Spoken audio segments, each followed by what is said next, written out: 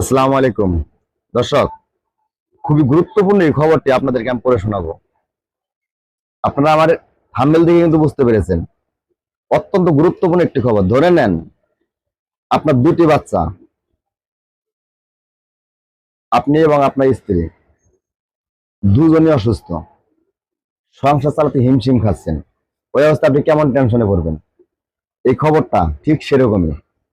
খবরটি হেডলাইনে কি লিখেছে আমি কিন্তু আপনাদের বলে দিয়েছি, পাশাপাশি আমার থাম্বনেলও লিখে দিয়েছি। তবু আমি বলে দিচ্ছি, ক্যান্সারে আক্রান্ত ফাতেমা, স্বামী প্যারালাইসিস, দুই সন্তান নিয়ে মানবত জীবনযাপন, এর হেডলাইনে লিখেছে।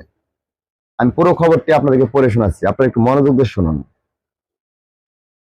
ডোমার উপজেলার ছোট রায়তা ডাঙ্গাপাড়া এলাকার বাসিন্দা আনোয়ার ও ফাতেমা দম্পতি সাংসারিক জীবন প্রায় 28 বছরের।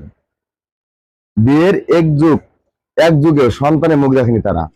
মানে বিয়ের পর 12 বছরও তারা সন্তানের মুখ দেখেনি, বরং একের পর এক জটিল রোগে আক্রান্ত হয়েছিলেন আনোয়ার হোসেনের স্ত্রী ফাতেমা। 12 বছরে তিনি সন্তানের মুখ দেখেন নাই, কিন্তু একের পর এক জটিল রোগে আক্রান্ত হয়েছেন আনোয়ারের স্ত্রী ফাতেমা। 2015 সালে প্রথমে ব্রেস্ট টিউমার হয় ফাতেমার। 2015 সালে ওনার ব্রেস্ট টিউমার হয়। টিউমারে অপারেশন করার পর 2016 সালে একটি ছেলে সন্তান এবং 2018 সালে একটি কন্যা সন্তান তাদের ঘরে আলোর মুখ দেখায়। মানে টিউমারটা অপারেশন করার পরে 2016 সালে একটি বাচ্চা এবং 2018 সালে একটি বাচ্চা, এই দুটি বাচ্চা দিয়ে তার সুখে জীবনযাপন করতেছেন। ভালোই সময় যাচ্ছিল তাদের, তাদের সময়টা খুব ভালো যাচ্ছিল, কিন্তু কোনোভাবে যেন বিপদ পিছু ছাড়ছে না তাদের, আনোয়ার এবং ফাতেমার। দুজনের জীবনে সবসময় বিপদ লেগেই থাকতো। 2021 সালে আবার ক্যান্সার ধরা পড়ে ফাতেমার। 2021 সালে ফাতেমার ক্যান্সার ধরা পড়ে। স্ত্রীকে সুস্থভাবে দেখতে আনোয়ার হোসেন নিজের 4 বিঘা জমি সহ বাড়ি ভিটের অর্ধেক অংশটুকু বিক্রি করে স্ত্রীর চিকিৎসা চালিয়ে যাচ্ছিলেন।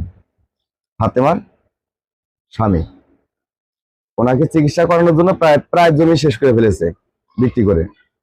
আনোয়ার হোসেনের সম্পত্তি না থাকলেও ছোট একটি চায়ের দোকানে আয়ে আয়ে চলতো ছেলে মেয়ের লেখাপড়া ও সংসারে খরচ। মানে ওনার যদি জায়গা জমি নাও থাকতো, ওনার একটা চার দোকান ছিল, সেই চার দোকানে যে খরচটা হতো, মানে ইনকামটা হতো, এটা দিয়েই ওনার সংসার চলে যেত এবং বাচ্চা দুটোর লেখাপড়া চালাইতো। 2 মাস আগে স্ত্রী অসুস্থতা ও সাংসারিক চাপে হঠাৎ তিনি হৃদরোগে আক্রান্ত হওয়ার পর প্যারালাইসিস হয়ে পড়েন। মানে স্ত্রী আবার অসুস্থ হয়েছে, হওয়ার পরে সাংসারিক চাপ, স্ত্রীকে সুস্থ করার চাপ, এটা নিয়ে তিনি একটা হৃদরোগে আক্রান্ত হন। হৃদরোগে আক্রান্ত হওয়ার পরে তিনি অসুস্থ হয়ে পড়েন। চিকিৎসায়, বাচ্চাদের লেখাপড়া ও সংসারের খরচ প্রতি মাসে 35,000 টাকা ব্যয় করতে হয় তাদের।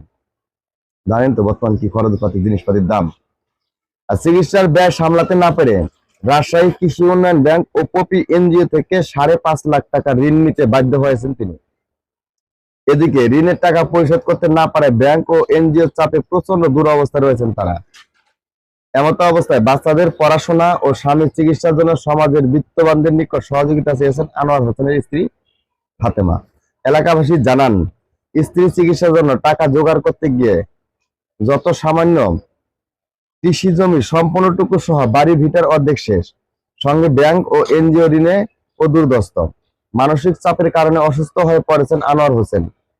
এখন পুরো পরিবার বেহাল, মানবতার পরিস্থিতিতে দিনাতিপাত করছেন তারা। ডোমার উপজেলা নির্বাহী কর্মকর্তা নাজমুল আলম জানান, চিকিৎসার জন্য এলাকাধীন আর্থিক সহযোগিতা বিধান রয়েছে। সমাজসেবা অফিসের মাধ্যমে আবেদন করতে হবে। আবেদন পাওয়া মাত্র সহযোগিতা করবেন বলে তিনি আশ্বাস দেন। স্বামী স্ত্রীর চিকিৎসা, সংসার খরচ এবং ছেলে মেয়ের লেখাপড়া খরচা চালাতে অসহায় পরিবারটি পাশে দাঁড়াতে সমাজের বিদ্যমানদের উপর দানশীল ব্যক্তি, সংস্থা, সংগঠনের কর্তৃপক্ষকে এগিয়ে আসার জন্য অনুরোধ জানিয়েছেন ফাতেমার পরিবার ও এলাকাবাসী। দর্শক, খবরটি আপনাদেরকে আমি পড়ে শোনালাম। খবরটি কেমন দেখেন, মানুষ যখন অসহায় হয় তার পাশে কেউ থাকে না, পাশে কিন্তু কোনো লোক পাবেন না। যখন আপনি সুখে থাকবেন আপনার পাশে লোকের অভাব নেই। ঠিক সেরকমই এদের জীবনে এই ঘটনাটি ঘটেছে। ঘটনাটি আমি আপনাদেরকে পড়ে শোনালাম, আশা করি আপনি বুঝতে পেরেছেন। ধন্যবাদ, সবাই ভালো থাকবেন। আল্লাহ হাফেজ।